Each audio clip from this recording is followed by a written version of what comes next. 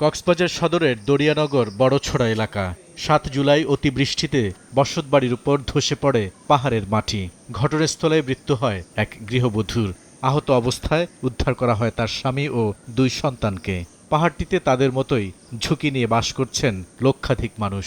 আতিকে আসম্বিন মাঝে আট গড়ি হরি উন সিঁড়ি একুবারে মেড়ির তলে আর জামাই আর ফুতুনির জামাই আর ফুতুনি মেড়ির তলে একুবারে যাবার দিকে।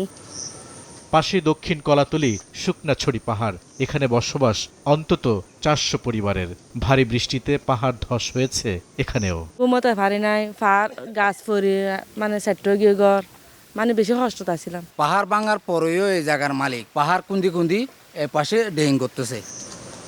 স্থানীয়দের দাবি ১৯৯৬ সালে কক্সবাজারের সুগন্ধা পয়েন্টের করাচিপাড়া থেকে উচ্ছেদ করে তাদের এই পাহাড়ে পুনর্বাসন করা হয়। এরপর থেকেই জীবনের ঝুঁকি নিয়ে বসবাস করছেন তারা। দেশ জুড়ে যে কোনো কেনাকাটায় ১০,০০০ টাকার বেশি অফার, তাই পেমেন্ট মানেই বিকাশ। আগে ছিলাম করাচিপাড়া নামের ওই সমুদ্র সৈকতে, আমাদের ওইখান থেকে উচ্ছেদ করে এখানে আইনা পুনর্বাসন করছে। ওই হিসাবে আমরা এখানে আছি, খুব কষ্টে আছি। আমাদেরকে সরকার এখানে নিয়ে এসে তো ঝুঁকিপূর্ণতা আমাদের বসবাস করে দিয়ে গেছে। রাস্তাঘাট ভাঙা, উঠতে পারি না, পরে যাই, হাত পা ভাঙে যায়। পাহাড় কেটে এখানে তৈরি করা হয়েছে চলাচলের রাস্তা, তৈরি করা হয়েছে পাকা বাড়িও। বৃষ্টি হলেই বাড়ে আতঙ্ক। বর্ষা শুরু হলেই পাহাড়ের ঝুঁকিতে থাকা লোকজনকে সরিয়ে নেয়ার তোড়জোড় শুরু হয়। বৃষ্টি থেমে গেলে পরিস্থিতি আগের মতোই হয়ে যায়। শুরু হয় পাহাড় নিধন ও অবৈধ বসতি নির্মাণ। পাহাড় ধসে মৃত্যুর ঘটনা ঘটলে প্রশাসন তৎপর হয়, উচ্ছেদ হয় কিছু অবৈধ স্থাপনা। তবে পরিস্থিতি পাল্টায় না। পরিবেশবিদরা বলছেন পাহাড় কাটায় ভূগর্ভস্থ পানির স্তর অনেক নিচে নামায় কক্সবাজারের সামনে ভয়াবহ বিপদ। লক্ষ লক্ষ পর্যটক প্রতিদিন যে পরিমাণ পানি তারা ব্যবহার করছে, সে পানিটা কোথা থেকে আসছে সেটা আমরা কেউ প্রশ্ন করছি না। এক বালতি পানি প্রাকৃতিকভাবে সৃষ্টি হতে 10 বছর সময় লাগে, আর একটি মাঝারি আকারের পাহাড় 60 টন পানি ধরে রাখে।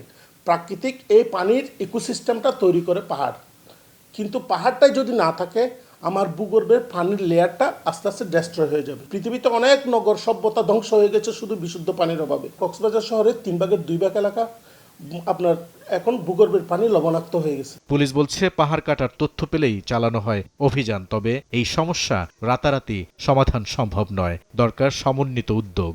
এত বিরান এলাকায় এত এলোমেলোভাবে ছড়ানো ঘরগুলো যে আপনি হয়তো মার্কিং করে গুনতেও পারবো না যে কয়টা ঘর হয়েছে। চোখের আড়ালে এমন অনেক ঘর আছে যেটা পাহাড় ধসে মারা যাচ্ছে, পরে আমরা জানতে পারতেছি। তো এই বাস্তবতাটাকে বের হতে গেলে আসলে একটু সার্বিক কম্বাইন্ড একটু কাজ করতে হবে। জেলা প্রশাসক বলছেন ঝুঁকিপূর্ণ পাহাড়ে বসবাসকারীদের পুনর্বাসনে কাজ করছে সরকার। আমরা এটা উদ্যোগ নিচ্ছি যে তাদেরকে আসলে প্রকৃতভাবে পুনর্বাসনের পদক্ষেপ গ্রহণ করতে। সম্প্রতি ভারী বর্ষণে ভূমিধসের ঘটনায় কক্সবাজার জেলায় 22 জনের মৃত্যু হয়েছে। গত 18 বছরে প্রাণহানি আরও 290 জনের। বুলবুল রেজা, সময় সংবাদ, কক্সবাজার।